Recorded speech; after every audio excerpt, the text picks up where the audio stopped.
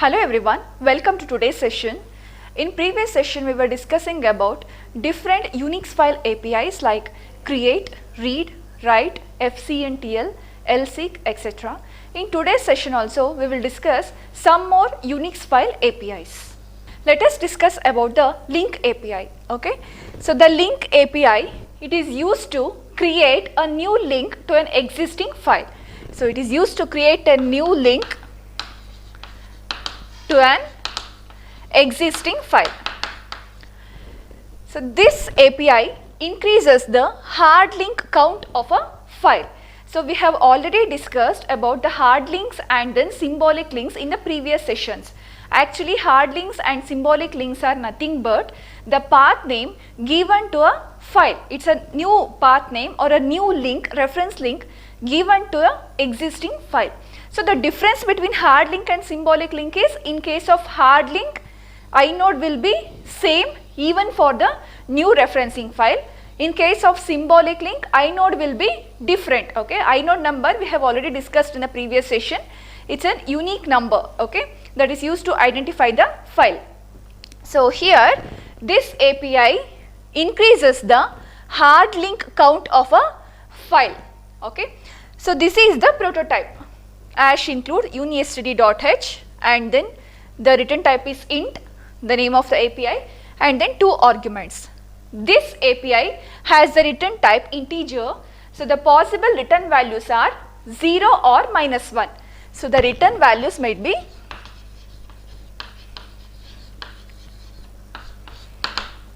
0 if this function creates a hard link to a file successfully. In that case it returns 0. Okay, if there is any error or if there is any failure, in that case it returns -1. So 0 or -1. If it is executed successfully, 0. If there is any failure, -1. There are 2 arguments here. One is current link and then new link. This current link refers to the existing file name to which the link has to be created. Okay, and the second argument, new link. So this argument is nothing but a path name that is used to refer to the existing file. Okay, so we have already discussed we can make use of the command ln to create hard link for a file. Okay, so now let us see how we can emulate this ln command by using link API. We shall write a small program. This C program, it is used to implement the ln command using link API. Okay, so here the include statements, since we are making use of link API, we have to include this unistd.h. Okay, and in the main function, if you observe, we are passing command line arguments. What do you mean by that? We have already seen during the compilation we will make use of the command cc is followed by the file name. Okay, similarly for execution we will make use of the command, I will write here ./a.out. Okay, so we have seen that for link API there should be 2 arguments. That means we have to give 2 inputs. One is the existing file, okay, and another one is the path name of the new file. So we are passing the inputs through the command itself. So I will pass the input through the command itself. Okay, so this type of passing the arguments in the command itself during the execution, we call it as command line arguments. So here there are 2 parameters, I mean there are 2 constants. ARGC means argument count. So totally how many arguments we have? 1, 2 and then 3. Okay, and we have ARGV, that is argument vector. So ARGV of 0 is like array. This refers to ./a.out. ARGV of 1, it refers to this one XYZ, and ARGV of index 2 refers to this file ABC. Okay, so next after this I am just checking whether I am giving the inputs properly or not.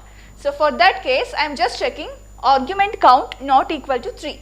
If it is not equal to 3, that means I have not given any one of these inputs. In that case, I am just printing an error message.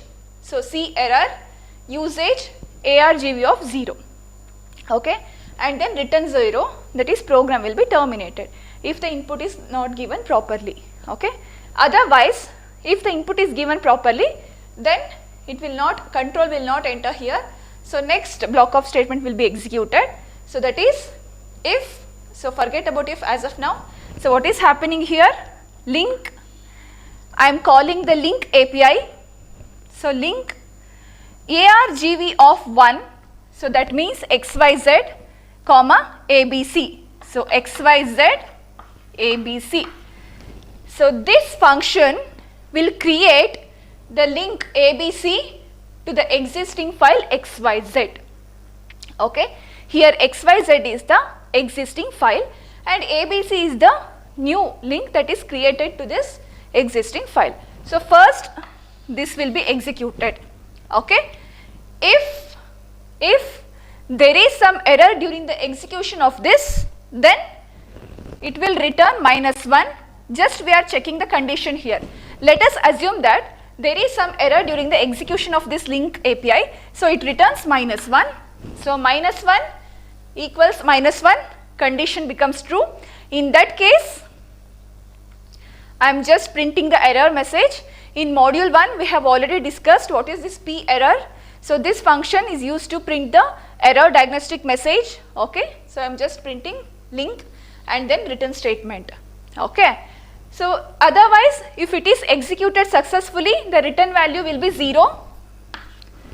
So, 0 equals -1, condition fails, okay. So, the control will comes out of this if block and then return 0. So, program will be terminated.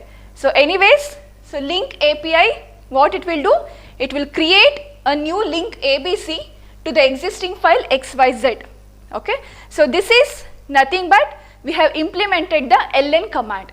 So, ln command is used to create a hard link to an existing file. So, in this program we are emulating the ln command by using this link API, okay. Now, let us move on to the next API, that is unlink API.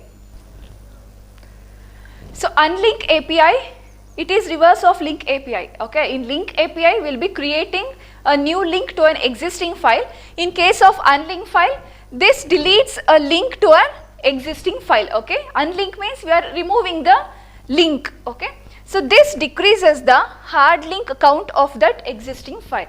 So, when hard link count is decremented, that corresponding file entry is removed from the table, I mean that directory file table, okay. So, if the hard link count is decremented, in that case the corresponding file entry in the table of the directory file will be removed. We have already discussed when we were discussing about the hard links and symbolic concept, okay. So, suppose we have the hard links for the file XYZ, we have ABC. In that case, we will be having like this, right. So, even it will have the same, okay. So, here if we are removing ABC means that corresponding entry in this directory file has to be removed, okay. So, if in case the hard link count of a file becomes 0, in that case the file system has to remove that file, okay. So, in that case no file descriptor will be pointing to that file. So, next the prototype is like this. So, this is the include statement, this is the function prototype, name of the function, the return type is int and this is the argument. So, it takes only one argument. So, this is the name of the existing file, okay, from which the link has to be removed. So, that name, and next the return type is integer. So, the possible return values are 0 if this function is executed successfully. If there is any error, it returns -1, okay. So, this is about unlink API. Actually, ANSI standard provides a function called rename that is similar to this unlink API. So let us see what is the prototype of the function rename that is provided by the ANSI standard. So the prototype is like this: ash include stdio.h, and the name of the function is rename. So it has got two arguments. One is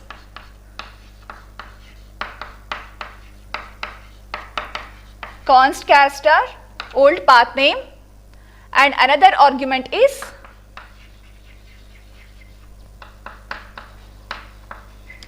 const char star new path name. Okay, so this is a function, so rename function. So this is supported by ANSI. This unlink API, it works similar to this rename function. So now let us see how we can make use of this link and unlink API in order to implement this rename function, or in order to implement the rename command that is used in Unix.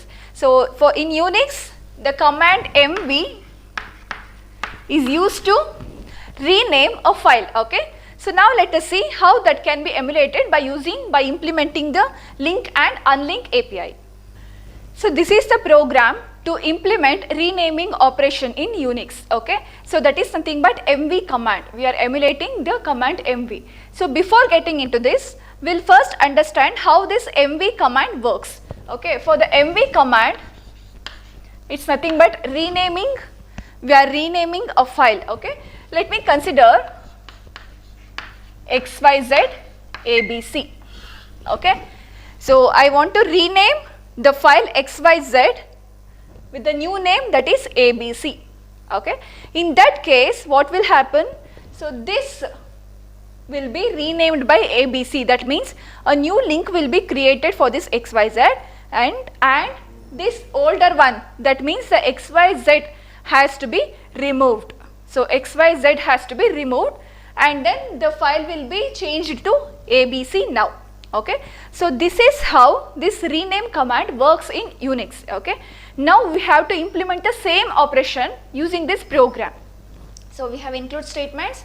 I have already explained you about command line arguments. So let me take a.out. Okay, I am just performing rename operation here. So here argc means 1, 2, 3, and then argv of 0 means this command, argv of 1 means xyz. So this is argv of 1, and this is argv of 2.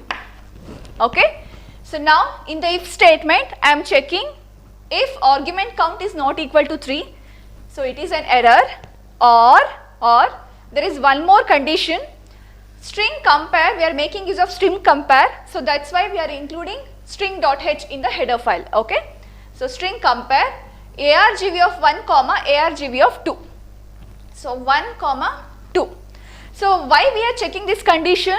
We are checking this condition because for renaming we should not give the same name. Okay. So there might be chances that the user might give the same name for renaming. This is meaningless, right? So in order to avoid that, in the program itself we are checking the condition string compare argv of 1 comma argv of 2. Suppose the user has given the input xyz and xyz, in that case this function will return 0. So either of these condition becomes true. Okay. So this will be an error. So this is an error. So usage, so this is error. Otherwise, if there is no error, everything is proper, the input is given properly, in that case what we have to do? Very first we have to create the link for this xyz. Okay, we have to create the link for this xyz. So how we can create a new link to a file? So that can be done by using link API. So I am just calling this link API, link argv of 1 comma argv of 2. If it is executed successfully, a new link ABC will be created to XYZ and the return value will be 0. So the return value is 0. So 0 equals 0, condition is true. So half of this work is done. That means ABC new link is created. At the same time, while renaming, when we are making use of this MV command in Unix, what has to be done? New link has to be created and then this older file has to be removed. I mean that old file has to be removed, right? So that's why if it is successfully created the link, then we will unlink this file. So that's why we are calling unlink argv of 1. Okay. So again, if it is executed successfully, it returns 0. So 0 will be returned here and the program terminates. Okay. So this is how we can emulate the rename, that is MV command of Unix, by using link and unlink API. Okay. Now let's move on to the next API. The next API is stat and fstat. Okay. So these two APIs are used to retrieve the file attributes of a file. We have already discussed about the file attributes of a file in the previous session. So different file attributes are the user ID and then the group ID, okay, then major device number, minor device number, last access time and then last modified time and so on. Okay. So we have discussed all the file attributes of a file. So these two functions or APIs are used to retrieve the file attributes of a file. So this is the prototype of these two functions. So here the name of the functions. There are two arguments for both of the functions. In the state function, we are passing the path name as the first argument. Okay. So everything is same. So state and fstat function both are same. There is only one difference with respect to the arguments, that too the first argument. Okay. In case of state function, it takes the path name as the first argument. That means path name of the file from which the attributes has to be retrieved. Okay. In case of fstat function, the first argument is nothing but the file descriptor. Okay. So here this will take the file descriptor of the file from which the attributes has to be retrieved. And the second argument is of type struct stat. Okay. So this is the second argument name. So these are all the, this takes the possible values, okay, that is defined under the structure struct stat, and this structure is defined under sysbar state.h. Okay, that's why whenever we are making use of these function, we have to include this sysbar state.h also. So now let us see what are all the members of this structure variable or structure argument. So struct stat, this structure contains these members. Okay. So the first one refers to the file system ID and the second one refers to the inode number, and this one file type and then permission. Next, this refers to the hard link count. Next, the file user ID, the file group ID, and next the major device number and then minor device number. Next, size, the file size in bytes, last accessed time and the last modification time. All these members are available under this structure, and this structure is under this header file sysbar state.h. Okay. The return type of this function is int. So the possible return values are 0 if the function is executed successfully, or -1 if there is any failure. Okay. So along with these two functions, there is one more function, that is lstat function. Okay. The prototype is completely similar to this state function.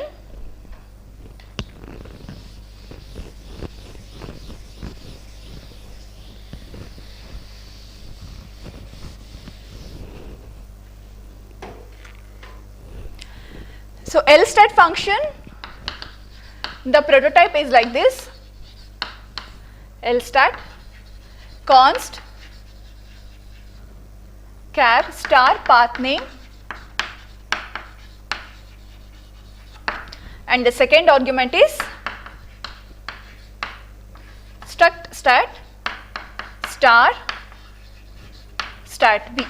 Okay. So along with these two functions, there is one more function or one more API, that is LStat function. So the prototype is everything is similar to this stat API. Then what is the difference? So this is used on a symbolic link file. Okay. So this function is used on symbolic link file.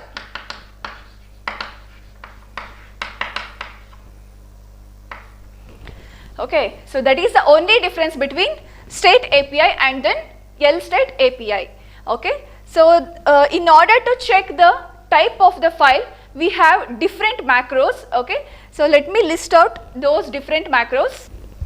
We can determine the different file types by using these macros. Okay, so here the first one s_is reg. So this macro determines whether the file is regular file or not, and the second one, it determines whether the file is a directory file or not, and next third one, whether the file is character device file. So next one, whether the file is block device file. Next, is it a FIFO file? Next, is it a symbolic link file? And the last one checks whether the file is a socket file or not. Okay, so this is about the state and fstat functions. Now let's move on to the next API. The next API is access API. So this access API, it is used to check the existence and access permissions of a user to a named file. Okay, so as the name itself says access, right? So it is used to check the access permissions of a user for a particular file, that means to a named file. So here the prototype is like this. Access, the return type is int. It takes the two arguments. First one is the name of the file, okay, to which we have to check the access permission of the user, and the second one is flag. Okay, so the return type is int. The possible return values are 0 if the API is executed successfully, okay, -1 if there is any error.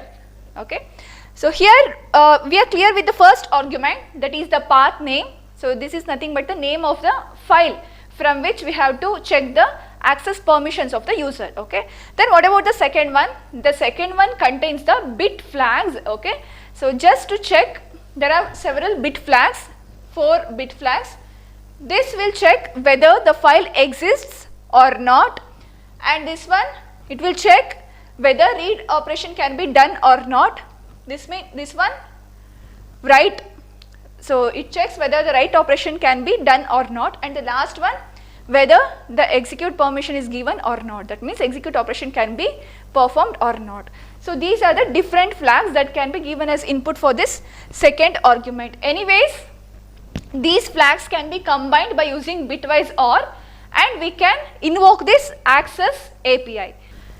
So here we are calling this access function, okay, 2 arguments. The first one is the path name of the file. That means for this usb.txt that is created or that is stored under this /user/mit directory, for that file I am checking the read and then write permission exists or not. Okay, so here I have used both the bit flags R OK and then W OK.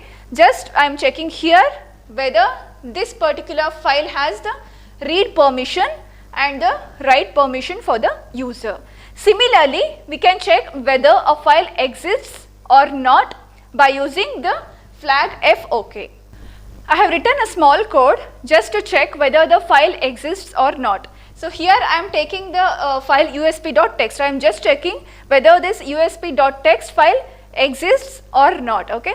So what I am doing here, I am just calling the function access. The first argument is the path name. So I am just passing the path name, and the second argument I am passing the bit flag f_ok. So this bit flag, it is used to test whether the file exists or not. Okay. Suppose if it is existing, okay, it will return 0. Suppose if it does not exist, this access function returns -1.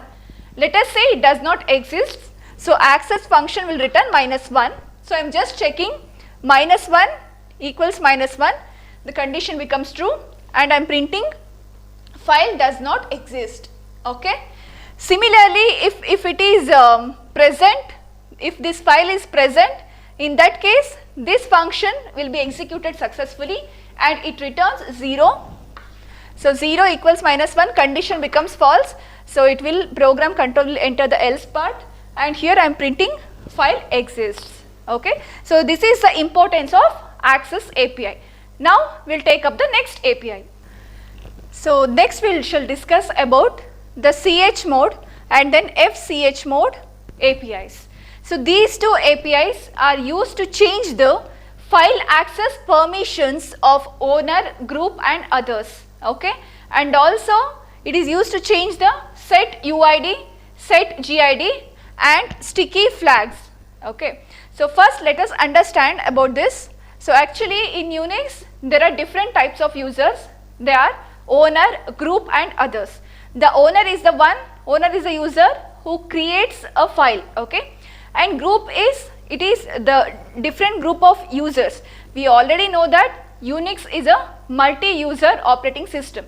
So each user will be uniquely identified by the user ID, and a set of users can be grouped under a group, and that group will be identified by a unique ID, that is group ID.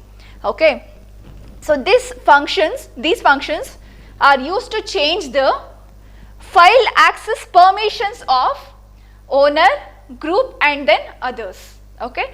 So along with this, these functions are used to change the set UID, set GID and also the sticky flag. That means it is used to set the user ID, group ID and sticky flag. Actually this sticky flag or sticky bit, it is related to a directory.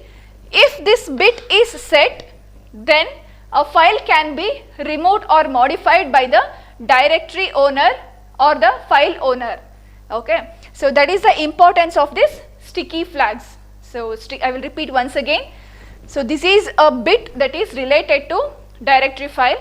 If this bit is set, okay, in that case that particular file can be removed or modified by the file owner or by the directory owner or the root user of the system. Okay. So these functions are used to change the file access permissions of these three users, type of users, and also set UID, GID and then these sticky flags. So this is the and one more point here, if a process is invoking and if your process is changing, then the process must have the effective user ID and or else it should be a super user or owner of that particular file. Okay, if the process is making some changes to a file or a directory, so that process should have the effective UID or super user or owner ID. Actually there are two types of UIDs. One is, not two types, three types. One is real UID and second one effective UID and third one saved UID. Okay. So in Unix for a file there can be three types of UID. The real UID is the UID of the owner who actually creates the file. Okay. Suppose if I am creating a file, so my UID will become the real UID for that file. Okay. Effective UID, so that means he is not the actual creator of the file, rather even he can become the owner of that file. That means I am creating the file, some person X, he is not creating the file, but by using my UID he can become the owner of my file. So that is effective UID. And next is saved UID. So this UID, again it is the owner's UID that is given for the super user in order to elevate or in order to implement few of some more functionality or some more access permissions for the user. Okay. So totally there are three types of UIDs. So here for any process to make changes or to do any access permissions changes, in that case that process should have the effective UID, or else it should have, that process should have the super user or owner. Okay, so either the process should have the effective UID, or the process should be the super user or owner of that file. Okay, so this is the prototype. So we have a sysbar types.h, sysbar set.h, unistd.h, two functions, name of the functions. So return type is int. So both are same. It takes two arguments. Okay, so both are same, but there is only one difference. So here with respect to first argument, in the chmod function, the first argument is the path name of the file. Okay, and here it is the file descriptor of the file to which it is referring, and the second argument is the flag. Now let us see what are the different modes of flags that can be passed as second argument for these two functions. Okay, these are the different flags or different access mode that can be given as input as second argument for these two functions. Okay, so here the first one, s underscore is UID, indicates that set UID on execution, and second one indicates set GID on execution, and third one indicates set saved text, so nothing but sticky bit or sticky flag, and this one read, write, execute for user. Here three types of user, right? Owner, group and others. So here the owner will refer to user U, group will refer to G and others will be O. Okay, so this will check for read, write, execute for user, that means for the owner.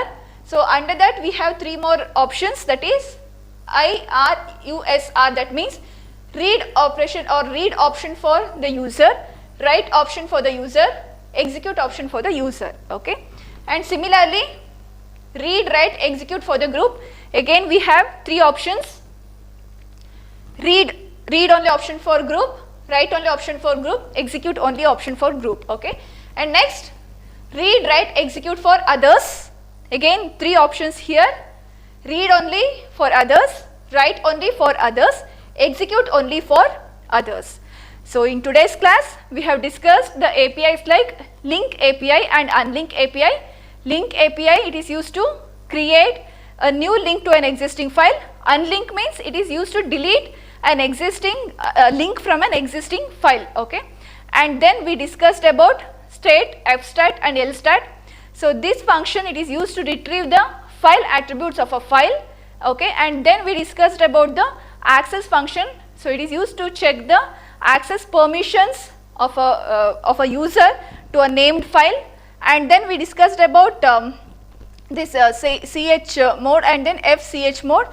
So this is used to change the file access permissions for owner, group and others, and also set the UID and then set GID and also the sticky flag. Okay, so hope you have understood all the concepts. Thank you.